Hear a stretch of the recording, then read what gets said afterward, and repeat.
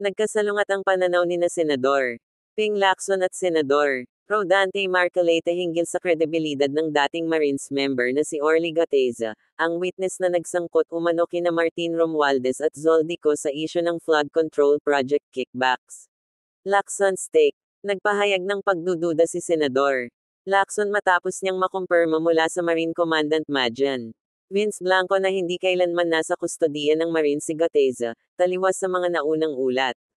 As per verification, Gateza is not and has never been under their custody. How much fakery can we take? Ani Lacson. Naghain pa si Lacson ng tanong kung gaano karaming pandaraya o peke ang umiikot sa isyong ito.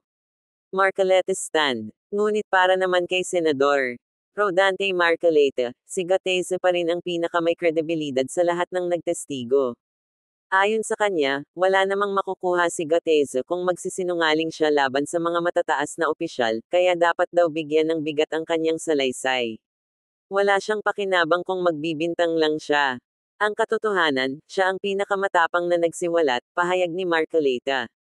Ang tanong ngayon, sino nga ba ang mas kapanipaniwala, si Gateza na patuloy na umaaming siya'y nagsiwalat ng katotohanan, o ang mga opisyal na nagsasabing peke ang ilang bahagi ng kanyang mga dokumento?